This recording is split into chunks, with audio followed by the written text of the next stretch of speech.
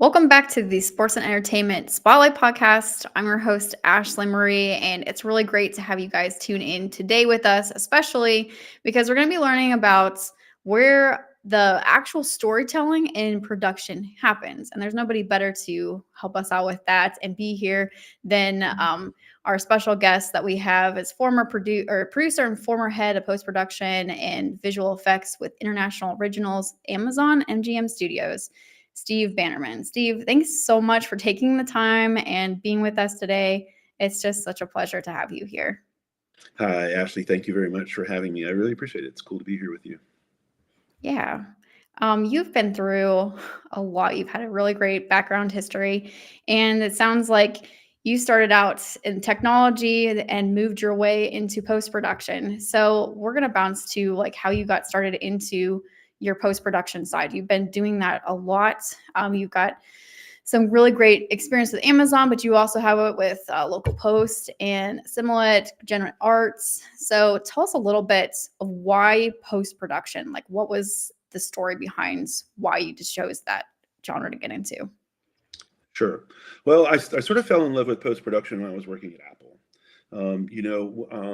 I was at Apple. I was the product manager for high-end Power Macintosh computers, which were the computers of choice for making interactive and multimedia content. Remember when we called it multimedia way back Yeah. in the day? Nobody was even dreaming of using personal computers to create content that would get broadcast over the air at that point yet. We were just getting ready to start working on it. But obviously, I started to get to know the customers that I was selling the high-end computers to, and then this thing came along called QuickTime, which I instantly looked at and said, "That's the future." Somebody came along and put a floppy disk in a computer and double-clicked on a file, and a little 320 by 240 video at 5 frames a second played without having to have any kind of a laser disc player or anything connected to your computer. And I thought, okay, I can see where that's going. So I switched over from the hardware side of Apple to the software side and became the product manager for QuickTime. And I was the product manager for 4 or 5 versions of QuickTime through the history. And so as that technology began to emerge, people started using it for more and more things, as I envisioned. And, lo and behold, the combination of QuickTime and computers became the foundation of production and post-production for everything that we see today, whether it's broadcast on air or whether it's sent directly to a streamer. So I've always been fascinated by post-production. And as you quite rightly point out, as I began to build a career around post-production, it became obvious to me that a significant chunk, if not the majority, of storytelling actually happens in post-production, at least for feature-level products. There's this entire world of this creator economy that's emerging from places like TikTok and YouTube. They do things very differently, potentially. They don't always do production, post-production, distribute, they're more ad hoc. So I can't necessarily speak to that, but I will say that world seems like it wants to merge with the traditional content creation world today. So I think post-production as a thing, it has a really long life yet to come. And there's an awful lot to evolve and learn and implement in post-production. So I love taking the technical stuff, marrying it with the creative stuff, keeping the left side of my brain working in conjunction with the right side of my brain. And post really offers the best opportunity to do that. Yeah, that's very true. Do you feel like your experience with Apple and Johnny Ives has helped you with post-production? Because it sounds like you do a lot with, you like to marry both sides of the equation. So it's like both mindsets and thinking. You got the creative, you got the technical, and sometimes it's hard to marry those. And you've had a really great experience with history with working from the technical side and getting that.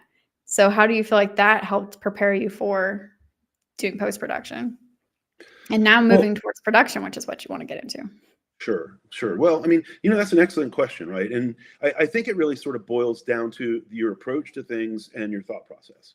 One of the things that I loved about getting a technical degree, and I went to school at Georgia Tech many moons ago, is the way they teach you how to learn. It's a very structured way of looking at things and working through problems and solving problems, right? So you sort of start with that. But one of the things that I loved, that I learned from Steve Jobs and working with him and working with Johnny Ive at Apple was, anytime Steve or Johnny saw an object, right, they knew how everybody else was looking at it. Like everybody else is looking at it from this side. What's over here, right? What's behind there? There's opportunity here where people aren't looking. And so let's explore that and let's double click on that before we get caught up in the way everybody else sees the world and the way everybody else sees the potential of certain projects and things like that. And so that thought process is really crucial to me in the way that I evaluate virtually everything that I see and everything that I do. If I could put a title on a business card, the title that I would choose is Chief Recognizer of Good Ideas. I don't always come up with them. I'm not the most brilliant guy on the planet, but I recognize a really good idea when I see one, like QuickTime, and I jump on that and I say, this has got legs. This is going forward. The world is going to move in this direction. How can I gain a first mover advantage here? How can I lead instead of waiting for this to happen and then sort of following it after a big chunk of the opportunity has already been given to somebody else?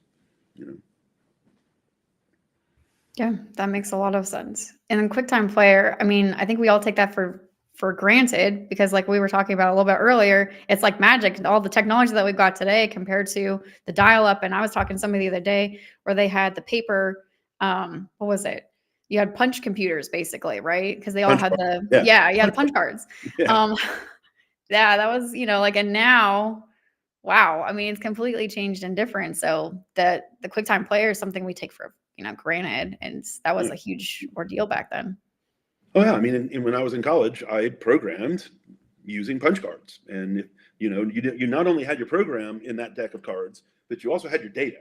So the card deck was really big, and I Yeah. felt sorry for those people that dropped their card deck, and they're all of a sudden it wasn't in order anymore. Oh my But now now we've got computers in our microwaves and our refrigerators. I mean, it's like that's such distant past. I love the pace of change, in technology. And I love the way technology gets applied to every corner of our lives. And just making content and storytelling is only one example of that. But can you imagine a world without iPhones and a world without YouTube now and a world without connected appliances in your kitchen and a TV that's got Netflix built into it and Amazon Prime built into it? And I love the world that we have now, and I love the technology that has evolved, and I love playing a part in it. Yeah, and speaking of evolving, we've iPhones, you just brought that up as, like what are we moving towards in the industry here? So we're going to a lot of short form videos and a lot of YouTube. And what does that look like for our industry? Like the iPhone, what do you feel like? How do you feel like that has affected the whole short form mini series, all that as far as production goes? Well, it's really funny that you should ask that question, because if you cast your memory back to when iPhone was first released, right, it was a very different platform than it is today. It was very closed. There was no app store. You couldn't download apps. You could barely make phone calls. You couldn't play video. You couldn't play music. It wasn't an iPod yet. And famously, Steve Jobs actually said something that he didn't believe. But when the reporter asked him, when are you going to have QuickTime, and when am I going to be able to watch, content on iPhone? He said, nobody's ever going to want to watch content on a screen that small. So we're not really worried about bringing QuickTime to iPhone because we don't think anybody's ever going to want to watch on anything on a screen that small. He didn't believe that. He just said that to buy time, right? I mean, we really did. I mean, this was such a revolutionary product that it really did need to come out in a relatively linear fashion. Otherwise, it could have collapsed under its own weight. The complexity would have been a lot, right? So, moving this thing out, a phase at a time made perfect sense. And so I think that, everybody really wants to watch content on their iPhone. Apple makes sure that the quality of the screen on your iPhone is better than any television you'll have in your house anytime soon. And so I think the world really does love to consume content on these mobile devices, in their sort of micro spare time, and so, I really do believe that there's a big market out there for short form content. YouTube has proven that time and time again. There's people that make millions and millions of dollars on TikTok and YouTube and things like that with their content. But I also believe that there's always going to be, a market for long form storytelling. That people have been telling stories since the beginning of man, since they were writing them on caves with pictures. And so storytelling's not going away, and long form storytelling's not going away. But what I will say is that I think there's going to be a merge between the people that create the short form content and the people that create the long form content. So, again, cast your memory back only a few years ago with Quibi. Everybody remember Quibi? That was an attempt to do vertical content, that was short form, specifically targeted for this type of a device. I don't know whether Quibi failed because it was ahead of its time or because it was mismanaged. When I owned my Post House Local Hero, I delivered some projects to Quibi on behalf of some producers that I thought were pretty cool and pretty good. And about the same time, Sean Baker, the director that just won, the Oscar for Anora, shot his first full-length feature film on an iPhone, Tangerine, but he shot it in landscape mode, fortunately, instead of vertically, thankfully for us all. But it was people dabbling in that started moving us forward. And now, you've got folks like Mr. Beast that are out there that are just, making huge amounts of money, focusing on these types of devices. And I love that. I love that. I love the fact that you can create content that can be deployed in multiple different places, enjoyed in multiple different places. And each one of those things has their own intrinsic value, and they don't have to be measured against each other.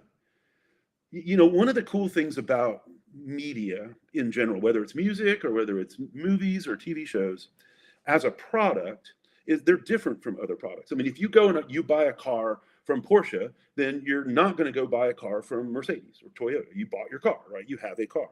But just because you watch a movie from Warner Brothers doesn't preclude you from going and watching a movie on Netflix or Amazon or watching one from Warner Brothers. You can consume both, right? And so there's an infinite amount of demand for storytelling, and there's an infinite amount of demand around creative stories, and there's an infinite amount of creative people that want to tell interesting stories. And they just need tools to become democratized, to give them access to taking what's in their brain and putting it on a screen somewhere. And we're really at the beginning of a revolution to allow that to happen.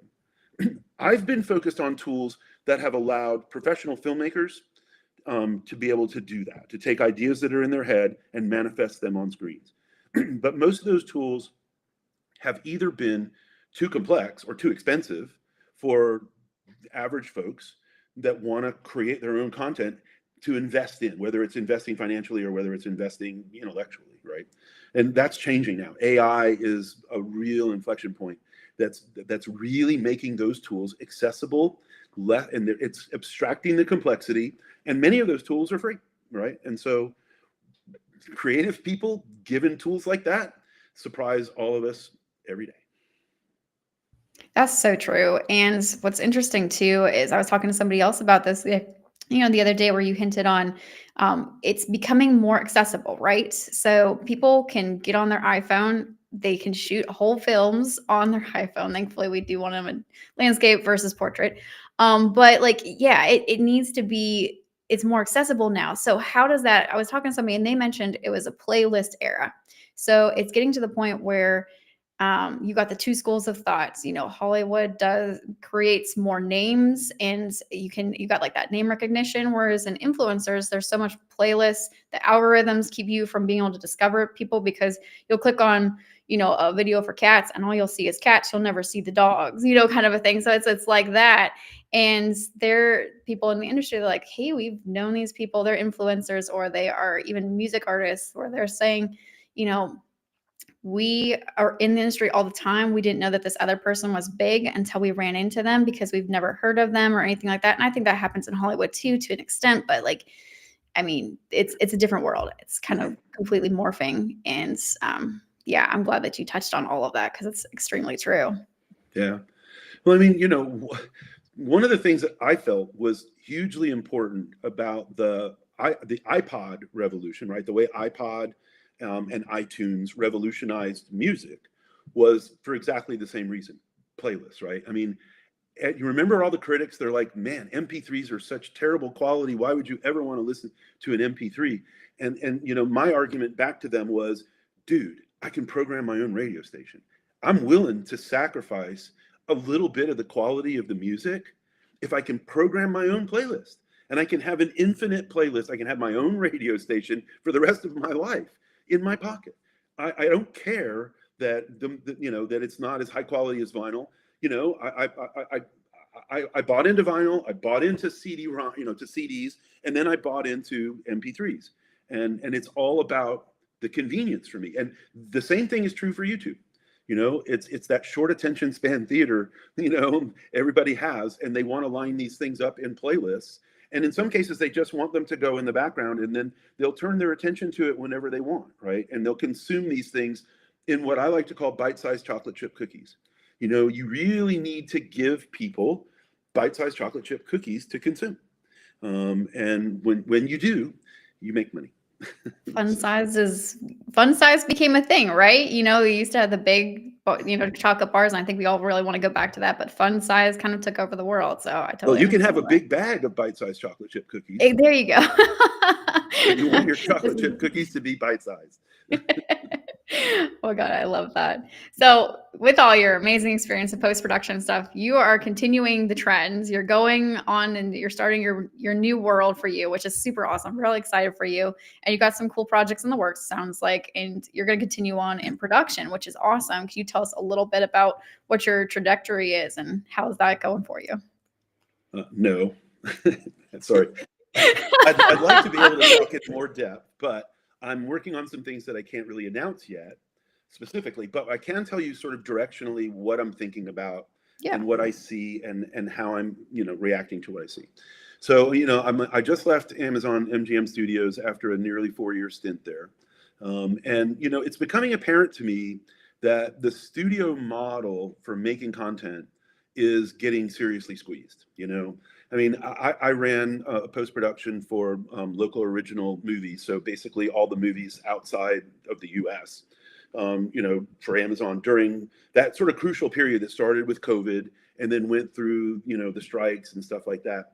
When domestically, the industry really went into a significant recession, but internationally it didn't. You know, during COVID and during the strikes, LA may have been quiet, but I was delivering 40 plus movies a year, you know, to the rest of the world out there. And so I became very familiar with the studio model for creating content and the difference between the tentpole type content that's created typically in LA and New York in the US versus the local content that's created for local markets outside the US to be consumed, you know, created and consumed by those markets. And so I start to see sort of cracks in the way that studios need to manage both of those things, you know. And so, you know, during COVID and even still during the strikes, the mantra for most of the streamers in the studios was really aggregating eyeballs, you know, just putting as much content out there as we could. People didn't really have anything else to do during COVID. They couldn't go anywhere. So watching, you know, stuff on Netflix and Amazon was really the way that they stayed busy. So we had this insatiable demand for content and aggregating subscribers and aggregating eyeballs and managing churn and all the things that those guys like to do. But then almost on a dime, sometime last year, Wall Street sort of came along and said, nah, we think it's time for profitability. You need to prove to us that you can monetize the eyeballs that you've been aggregating for the last few years. So you need to show that you can be profitable before we're going to give you more, you know, a higher stock price, more capital, you know, access and stuff like that. So the strategies changed, and at Amazon that was a pretty significant and wrenching change. And so, you know, edicts came from the top down that said you're just going to need to slash budgets across the board, right? And so, how are you going to be able to make? And these are projects that had, in many cases, already been greenlit, right? Hadn't started production yet, but had already been greenlit at a particular budget level. And now all of a sudden, the realities of budget pressures start hitting every department from top to bottom. And so you look for ways to try and pull cost out, you know, when you were already, you know, paying pretty close attention to what the movie was going to cost. So there's not a lot of fat in it to start with. You're not, you know, making producers rich or anything like that. So how do you go and try to pull cost out? Well, for me, based on the things that I know and the things that I love, it became obvious that technology was the way to do that, right? You can disrupt the way that you did things before with technology and have opportunities to save significant amounts of money and time. And so that was my answer, right? But in studio land, it's really hard to adopt new technologies because the ship is so big and it has so much inertia moving in a given direction. Changing that direction happens a degree at a time. It doesn't happen 10 or 20 degrees at a time. And so you can come up with technology, for instance, that says, on this part of post-production, I can save you 30%.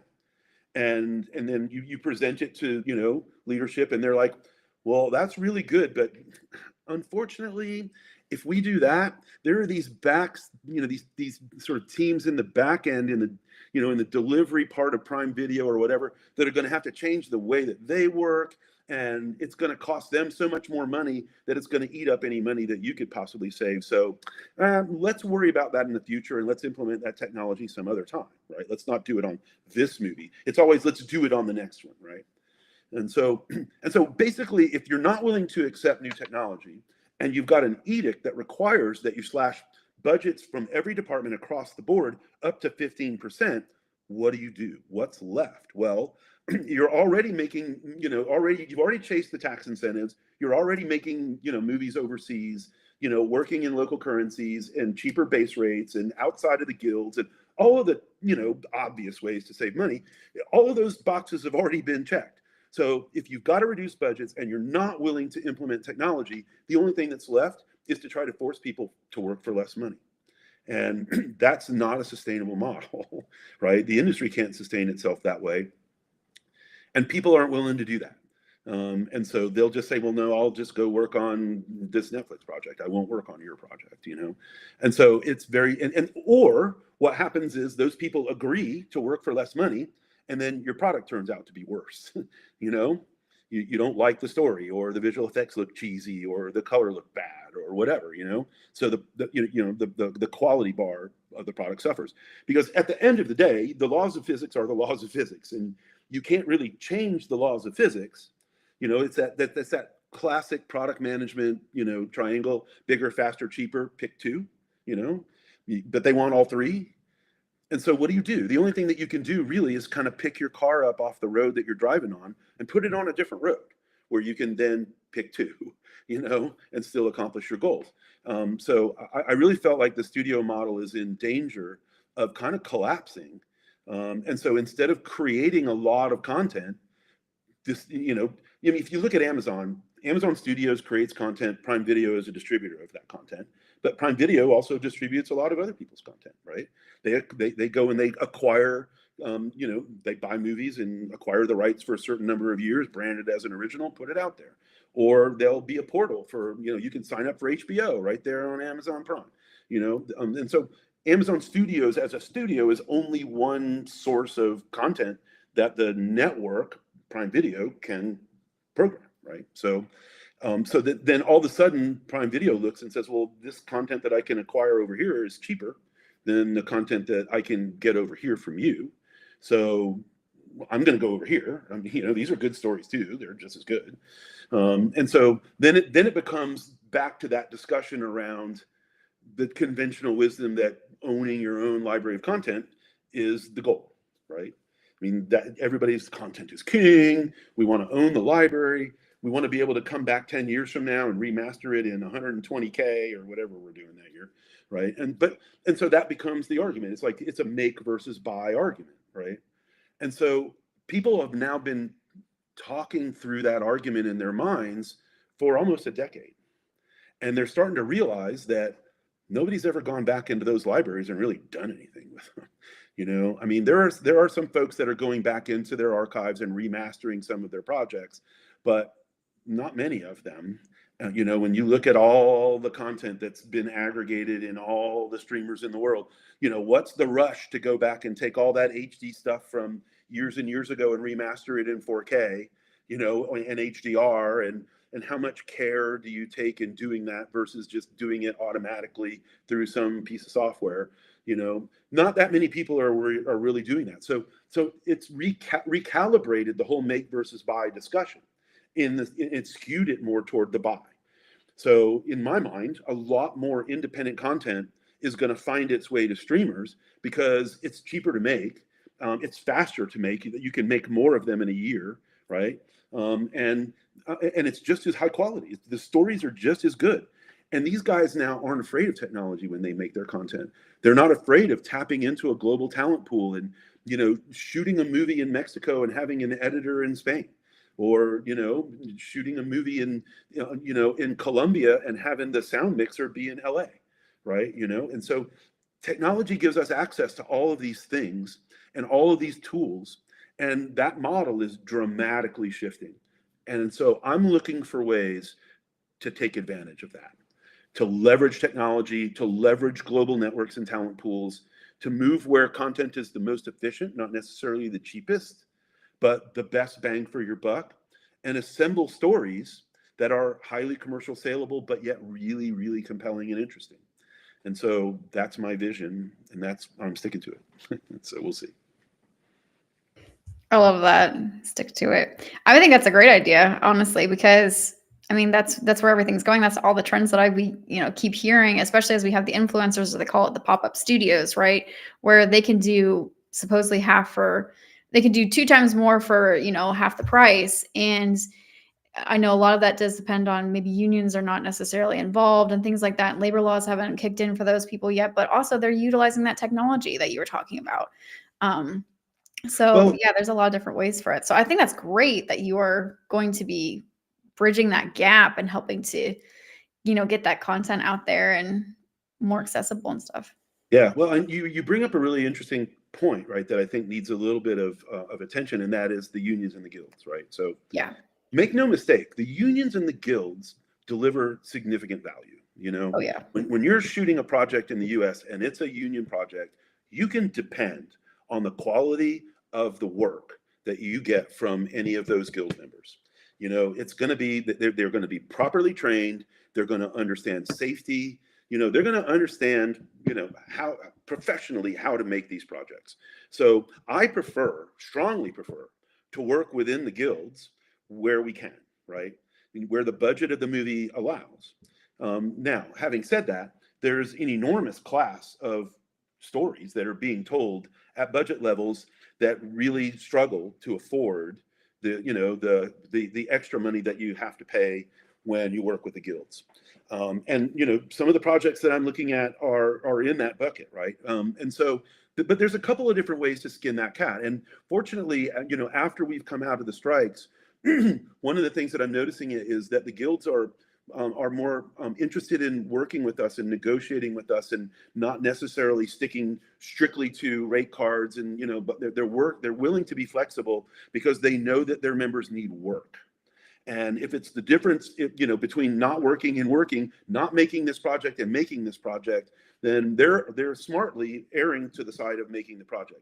So I think the guilds are starting to evolve themselves as well at just the right time, right? Because as folks like Mr. Beast, start moving into more traditional ways to distribute content, they're going to want to make it the way they always have, right? They're going to want to make it the way they always have. And so, those kind of content creators, let me back up. The two most difficult things to do when you're making content is raise the money to make it and then find somebody to buy it, right? All that crap in the middle, yes, it's hard. Yes, it's art, but it's way easier than those two things. Way easier. Way easier, right? Yeah. Anybody that's ever made a movie and raised money is laughing right now because they know, right? It's like that show on Apple TV Plus called The Studio. There's nothing more real than that to me. It makes me so nervous watching that show because I'm thinking to myself, our entire industry and my livelihood is in the hands of people just like that, right? But the people outside of that don't necessarily have the same problems. It doesn't really cost them very much to make their content. They already went out and bought the lighting they need and they use their iPhone. And they've already got, millions of followers on their social media platforms. And so they don't need to worry about selling it either. They've already built their audience, and so these guys are making great content and they're moving up into the long form, and they don't have the same constraints and same problems that the traditional studios or even independent filmmakers have. And so this is going to merge too. And independent filmmakers are going to start making content the way Mr. Beast has made content, and Mr. Beast wants to make content that gets distributed in the same places like movie theaters and streaming platforms that independent filmmakers and studios have been living in the last, 100 years. So this is happening. And the studios can ignore it at their peril, but it's happening, and it's happening really fast. And I wanna be part of it. Yeah, I love that. I think that's fantastic. And it is happening, whether you like it or not. It's kind of like, the car came and, now we're working on computers going up to, I mean, it's just absolutely, we got AI. So, I mean, you have to jump on that bandwagon or else you're sunk. Sorry about that. That's just how it is. Yeah, I mean, so the train has left the station. Yeah, and you correct. can either be on the train, you can drive the train, or you can get run over by the train. So those are your three choices, right? Yeah. And you can't change the laws of physics. Those are your only three choices. So I want to drive the train. I love that. Yeah, you're an innovator, and I think that's fantastic. Where can people find you to work with you and kind of partner with you and help you out? Well, the easiest place to find me is on LinkedIn. So that's the thing that I sort of use for my professional contacts. I'm not a huge social media person. I use Facebook because I keep up with my family. If my kids ever found out that I have an Instagram account, they would be horrified. I don't really use it for much. I've never ever posted anything on Instagram, but I'm pretty active on LinkedIn, and so that's the best place to find me for collaboration. That's awesome. Yeah, definitely reach out. Steve has got a lot of really great experience, and just like, wow, my mind's blown just listening to him for a little bit. So I hope you guys have enjoyed that a lot. And Steve, is there any last things you'd like to share with us before we end for the day? Yeah, I mean, I think you brought up AI, which is a really important topic, right? And I Yes, think the that, beast, right? yeah, I think that AI is also another train that's left the station. But I don't fear AI the way some people on the extreme side fear AI. I subscribe to, my favorite quote was from Reese Witherspoon, who Oh is one yeah. of my favorite people in Hollywood of all time. She said AI is not coming for your job. The No, people it's that not. know how to use AI are coming for your job, right? So learn AI. And AI is this interesting thing right now because it's this disparate bucket of all kinds of different tools that are emerging. And yes, you can make a video using AI, but you have to glue like 10 things together to make it work and stuff like that. This time next year, that won't be the case. The complexity will be gone, consolidation will happen, new features will emerge. AI will be a useful tool for creating all types of content.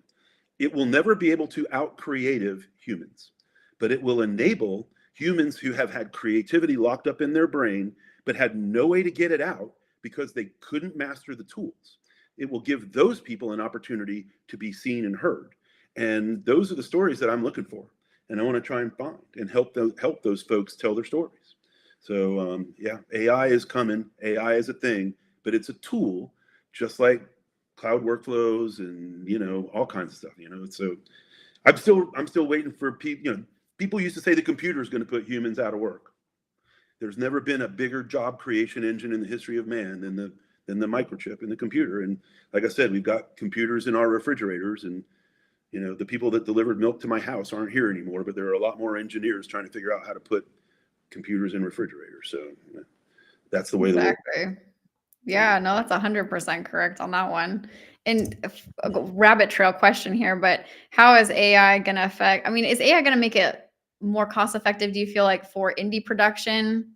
Oh yeah. Yeah. Without question. I mean, look, the one thing that I'm really not interested in when it comes to AI is synthetic characters. Yes. I'm just really not interested in synthetic characters as a consumer of content. Whether they look good or whether they look bad is irrelevant. I really can't see a world where synthetic characters can capture the same performance and the same emotion and the same versatility that human characters can. Right. So I like to divide, production and post-production and storytelling and filmmaking into two halves, right? The technical half and the creative half. And my goal is to drive the technical part of that, the cost of that as close to zero as possible, so I can take that money and give it to the creatives. And so any tool that we can use that's AI based that can do things like making budgeting more accurate up front by breaking scripts down better, helping with locations, helping not having to travel. So technologies like virtual production, for instance, give us the ability to do virtual sets, so we don't have to move 100 people to another country to shoot this scene. That kind of stuff. Those kind of technical tools are going to enable more and more and more creatives to tell more and more and more stories. And so, you're absolutely right. There are some people that are going to use AI to just type in prompts and have that turn into video. Good luck with that. Who knows? Maybe they'll be great. Maybe they won't. In my mind, There'll be a I don't really care about consuming that kind of content.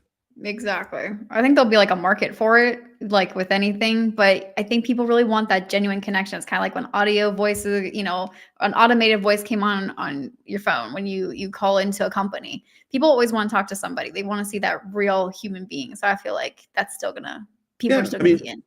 I agree. I mean, it's one of those kind of things where so many people think of AI outthinking humans in terms of outsmarting them, right? And I'm like, well, okay, that's not a very high bar. Most Americans can't do basic math and struggle to speak English properly. So outthinking humans isn't that hard. Out creating humans is a lot harder, right? That's a lot harder for AI to capture. And again, I think once people start seeing the results of those attempts, they're probably going to look back at that and go, it's not nearly as interesting to me. I don't like that. I'm not willing to pay for that, right? So we'll see. I could be completely wrong, but most of the time I'm not. So. Well, I mean, you sound like you kept up with the trends for so many years and with so much experience. You've successfully done that. So I would say that you're very, very right on the money and somebody that we would definitely want to listen to in this case. So yeah, I agree 100% there. But thank you so much for all that. That is just absolutely words of wisdom and just you've been a great guest. So thank you so much for taking the time. Appreciate it again. No, the pleasure's all mine. We've been talking about doing something like this for a while, so I'm glad we finally put it together. Yeah, me too. I'm really thankful. And thank you guys so much for tuning in. We'll catch you guys next time with our next special guest coming up here soon. Take care and see you soon.